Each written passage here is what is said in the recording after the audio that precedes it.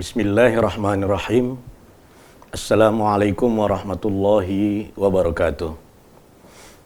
Innal hamdalillah nahmaduhu wa nasta'inuhu wa nastaghfiruhu wa nastahdihi wa na'udzu bihi min syururi anfusina wa min sayyiati a'malina. May yahdihillahu fala mudhillalah wa may yudlil fala hadiyalah.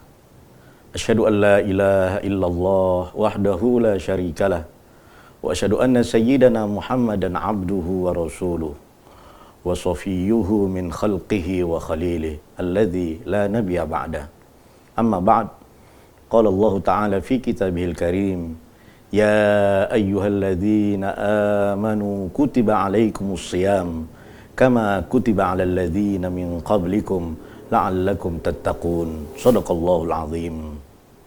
Pemirsa Kompas TV yang dirahmati Allah, mari kita senantiasa mengucapkan puja dan puji syukur kehadirat Allah Subhanahu wa taala, Rabb semesta alam, Tuhan satu-satunya yang layak dan pantas untuk disembah. Salat dan salam kita hadiahkan kepada junjungan Nabi besar Muhammad sallallahu alaihi wasallam. Mudah-mudahan dengan banyak bersalawat kita mendapatkan syafaatnya di yaumil akhir kelak. Amin ya rabbal alamin. Shaimin, shaimat, rahimakumullah. Tak terasa kita sudah masuk di pertengahan bulan Ramadan. Artinya apa? Artinya banyak sudah ibadah yang kita lakukan, baik itu berpuasa, tarawih, qiyamul lail, bersedekah, memberikan bukaan bagi orang-orang yang berpuasa dan lain sebagainya. Namun, tak satu pun di antara kita yang enggan untuk mendapatkan maghfirah dan keampunan dari Allah Subhanahu wa taala. Kita tidak ingin mendapatkan pahala saja, tapi juga kita ingin mendapatkan maghfirah dan keampunan dari Allah Subhanahu wa taala. Kalau kita lihat hadis yang terkait dengan bulan Ramadan, di awal Ramadan atau fase pertama bulan Ramadan itu adalah rahmah. Fase kedua adalah maghfirah, keampunan. Fase ketiga adalah aitqun minan nar, yaitu terbebasnya dari api neraka. Nah, terlepas dari kontradiksi hadis tersebut, apakah hadis itu sahih atau tidak sahih, yang jelas bulan Ramadan ini, baik di awal, di pertengahan, atau di akhirnya, adalah bulan yang penuh dengan keampunan, atau yang biasa disebut dengan bulan maghfirah. Oleh sebab itu, mari kita bahas sedikit tentang maghfirah dan keampunan Allah Subhanahu wa taala di bulan Ramadan ini. Tentu, keampunan itu tidak datang begitu saja, tapi harus kita upayakan, harus kita minta, kita doakan, kita panjatkan kepada Allah Subhanahu wa taala. Mudah-mudahan Allah Subhanahu wa taala memberikan maghfirahnya, keampunannya kepada kita di bulan Ramadan ini. Bulan Ramadan, pemirsa, adalah bulan penuh dengan keampunan. Terbukti dalam hadis disebutkan, man shoma ramadhana imanan wahtisaban ghufira lahu ma taqaddama min dzambi.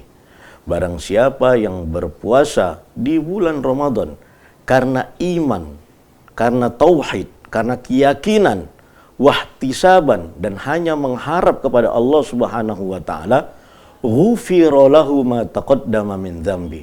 Allah akan ampunkan dosanya yang telah lalu. Jadi, puasa ini bisa sebagai kiat untuk menarik maghfirah dari Allah Subhanahu wa taala. Oleh sebab itu, hadirin pemirsa yang dirahmati Allah, di bulan Ramadan ini jangan sampai ada di antara kita yang tidak mendapat maghfirah dari Allah Subhanahu wa taala. Karena apa? Karena tidak mau berpuasa. Karena puasa itu menahan diri dari makan dan minum selama bulan Ramadan 30 hari, itu adalah merupakan kiat untuk mendapatkan maghfirah dan keampunan dari Allah Subhanahu wa taala. Hadis tadi adalah hadis sahih. Lantas hadis berikutnya terkait juga dengan bulan Ramadan, bahwa barang siapa yang qiyamul lail, qiyamul lail itu adalah sholat malam, dimulai dari sholat isya, kemudian sholat tarawih, kemudian sholat witir, tahajud, dan seterusnya. Ini dinamakan qiyamul lail.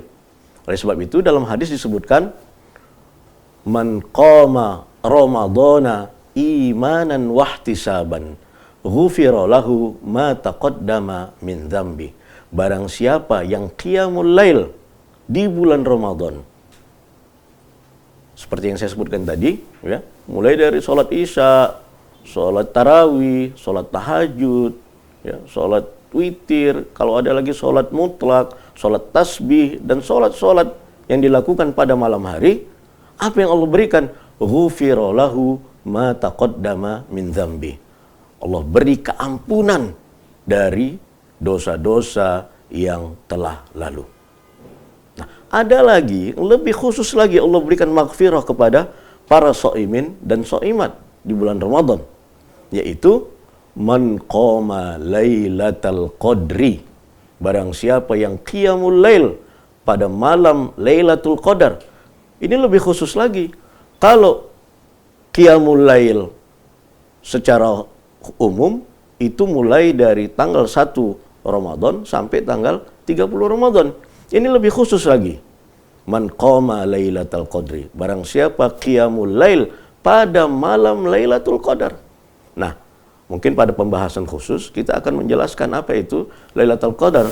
Tapi secara singkat saya katakan, Lailatul Qadar itu, ya, itu jatuh di tanggal-tanggal ganjil, ya, dari bulan Ramadan di 10 akhir bulan Ramadan. Oleh sebab itu kalau sudah masuk malam 10 akhir bulan Ramadan, terkhusus di malam-malam ganjil, mari kita banyak-banyak qiyamul lail, banyak-banyak berdoa, banyak-banyak bermunajat kepada Allah Subhanahu wa taala. Agar apa? Agar ghufira lahu ma taqaddama min dzambi. Agar Allah beri keampunan kepadanya atas dosa-dosanya yang telah lalu. Oleh sebab itu, kenapa Ramadan dikatakan bulan maghfirah? Karena begitu banyak Allah memberikan maghfirahnya, keampunannya kepada umatnya. Hadirin pemirsa Kompas TV yang dirahmati Allah, kita akan bahas, ya, apa kiat-kiat dan cara-cara untuk mendapatkan maghfirah dan keampunan dari Allah selain berpuasa dan qiyamul lail serta qiyamul lail pada malam Lailatul Qadar.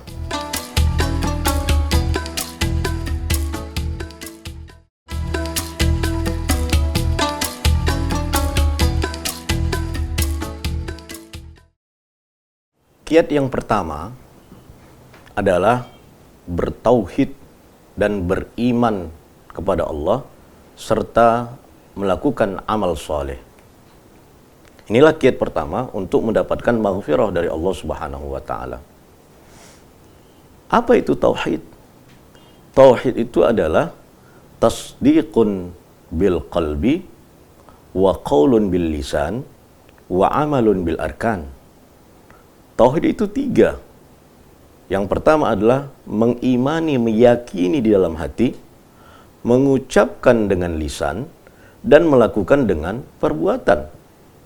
Jadi tauhid adalah iman di dalam hati, yakin di dalam hati bahwa tiada Tuhan selain Allah, Nabi Muhammad Rasulullah. Kemudian mengucapkan di lisan, asyhadu an la ilaha illallah wa asyhadu anna Muhammadar Rasulullah. Yang ketiga adalah beramal dengan perbuatan. Jadi sholat, zakat, haji, puasa, berbuat baik, ini manifestasi dari iman. Kalau ada orang mengatakan beriman kepada Allah, yakin kepada Allah, mengesahkan Allah Subhanahu wa taala, tapi tidak mengucapkan melalui lisannya, maka ini tidak beriman. Oleh sebab itu kita selalu dengar, ya, bagaimana Nabi Muhammad SAW mengajak pamannya Abu Thalib untuk mengucapkan kalimat syahadah, tapi Abu Thalib tidak mengucapkan. Mungkin di hatinya Abu Thalib mengakui keesaan Allah, mengakui Muhammad itu adalah utusan Allah, tapi ketika tidak diucapkan melalui lisan, maka itu tidak iman namanya. Begitu juga jika ada orang mengakui bahwa dirinya beriman, tapi tidak melakukan amal soleh, maka ini juga diragukan keimanannya. Oleh sebab itu, seorang mukmin mengucapkan imannya melalui lisannya, meyakini dalam hati, dan mengamalkannya dengan perbuatan. Oleh sebab itu, Allah menjanjikan maghfirah bagi orang-orang yang bertauhid, orang-orang yang beriman, iman di dalam hati, lisan, dan perbuatan. Allah Subhanahu wa taala berfirman, A'udzubillahi minasyaitonir rajim. Wa'adallahu alladhina amanu wa 'amilus solihati lahum maghfiratun wa ajrun 'azim. Wa'adallah, Allah menjanjikan kepada siapa? Alladzina amanu, kepada orang-orang yang beriman. Jadi dengan iman saja, yakin kita dengan Allah dalam hati, lisan, dan perbuatan, apa? Lahum maghfiratun wa rizqun azim. Allah akan memberikan maghfirah, keampunan. Tidak hanya keampunan yang Allah beri, wa rizqun azim, ya, dan rizki yang besar, wa ajrun azim, pahala yang besar. Itu yang pertama. Yang kedua, ada satu ayat yang menyebutkan di dalamnya tauhid dan amal soleh sebagai sebab untuk mendapatkan maghfirah dan keampunan dari Allah Subhanahu wa taala. A'udzubillahi minasyaitonir rajim. Bismillahirrahmanirrahim. Innamal mu'minuna alladzina idza dzukirallah wajilat qulubuhum wa idza tuliyat alaihim ayatuhu zadathum imana wa ala rabbihim yatawakkalun alladzina yuqimuna as-salata wa mimma razaqnahum yunfiqun ulaika humul mu'minuna haqqan lahum darajatun 'inda rabbihim wa maghfiratun wa rizqun karim. Innamal mu'minuna alladzina idza dzukirallahu wajilat qulubuhum. Sesungguhnya orang-orang yang beriman yang memiliki sifat-sifat ini. Apa saja sifat orang-orang yang beriman? Alladzina idza dzukirallahu wajilat qulubuhum. Jika disebutkan nama Allah, bergetar hatinya. Kalau dikumandangkan Allah, Allahu Akbar, ini kan menyebut nama Allah. Kemudian bergetar hatinya, kemudian dia bergegas bangun dari tidur paginya, kemudian dia berwudu, kemudian dia berangkat ke masjid untuk sholat subuh. Inilah yang dimaksud dengan wajilat qulubuhum. Tapi, apakah kita sudah termasuk orang-orang yang seperti digambarkan Al-Quran, yang apabila dikumandangkan azan, kita terus tergerak, bangun, kemudian berangkat ke masjid? Oleh sebab itu, untuk mendapatkan maghfirah dari Allah, kita perlu melakukan hal yang demikian. Wajilat qulubuhum. Apalagi, ya, wa idza tuliyat alaihim ayatuhu zadathum imana. Dan apabila dibacakan ayat-ayat Allah, bertambah keimanan mereka. Sudahkah kita termasuk orang-orang yang beriman seperti ini? Yang apabila dibacakan ayat-ayat Allah, bertambah keimanan kita? Atau justru kita marah kepada orang yang membaca Al-Quran di masjid ketika subuh, ketika menjelang zuhur, asar, seraya berkata, mengganggu saja masjid ini. Saya mau tenang, saya mau kerja, saya mau istirahat. Kenapa ada ngaji? Nah, ini kan yang menjadi permasalahan. Bukan kita bertambah keimanan kita dengan mendengarkan ayat Allah, justru kita merasa terusik dengan itu. Nah, apakah kita sudah beriman dengan perilaku kita yang seperti ini? Wa idza tuliyat alaihim ayatuhu zadathum imana wa ala rabbihim yatawakkalun. Dan kepada Tuhan mereka bertawakal. Inilah sifat orang yang beriman yang nantinya akan mendapat maghfirah dari Allah Subhanahu wa taala, yaitu apa? Tawakal. Karena banyak umat Islam ini tidak bertawakal. Miskin, kemudian memaki Tuhan. Ketika dia misalnya ketimpa musibah, menyalahkan Tuhan, tidak bertawakal. Kalau orang yang beriman, yang insya Allah akan mendapatkan maghfirah dari Allah, dia harus tawakal. Tawakal dengan qada dan qadar Allah Subhanahu wa ta'ala. alladzina yuqimuna shalah. Mereka adalah orang-orang yang melakukan shalah. Wa mimma razaqnahum yunfiqun. Dan mereka berinfak dengan rizki yang Allah berikan kepada mereka. Nah, inilah iman dibarengi dengan amal soleh, ya. Iman kepada Allah, kemudian tawakal, kemudian sholat, kemudian zakat, kemudian bergetar hatinya jika disebutkan nama Allah, dan bertambah keimanannya jika dibacakan ayat-ayat Allah. Nah, lantas di akhir ayat dikatakan, ulaika humul mu'minuna haqqan. Mereka-mereka inilah adalah orang mukmin yang sebenar-benarnya. Lahum maghfiratun wa rizqun azim. Mereka mendapatkan maghfirah, keampunan, dan rizki yang luar biasa besarnya.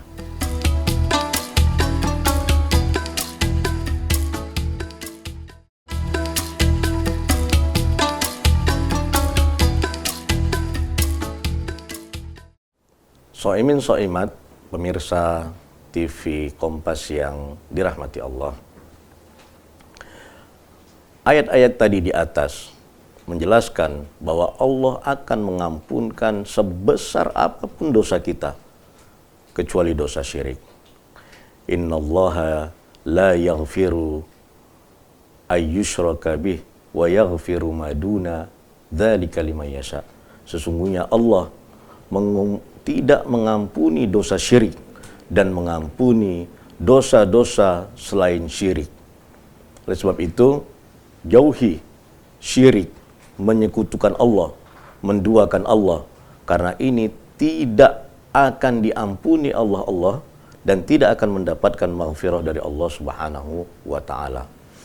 Dalam satu hadis disebutkan, dalam hadis sahih riwayat Muslim, man laqiyani bi qurabil ardi khati'atan la yusyriku bi syai'an laqituhu bimithliha maghfiratan. Barang siapa hambaku yang datang kepadaku dengan segunung dosa seluas bumi, tapi dia la yusyrik bi syai'an, tidak mensyirikkan aku, tidak menduakan aku, laqituhu bimithliha maghfiratan, akan aku datang kepada dia dengan maghfirah, keampunan sebesar bumi itu juga. Bayangkan hadirin yang dirahmati Allah. Sebesar apapun dosa kita, jika kita mohon ampun kepada Allah Subhanahu wa taala, Allah akan ampuni dosa kita tersebut. Soimin soimat, pemirsa Kompas TV yang berbahagia, ada kiat lain untuk mendapatkan maghfirah dan keampunan dari Allah Subhanahu wa taala, yaitu istighfar, memohon ampun kepada Allah Subhanahu wa taala. Istighfar dengan cara mengucapkan astaghfirullahalazim. Namun, istighfar yang dituntut di sini bukan hanya saja ucapan pada lisan, tapi juga berjanji untuk tidak mengulangi perbuatan maksiat itu lagi.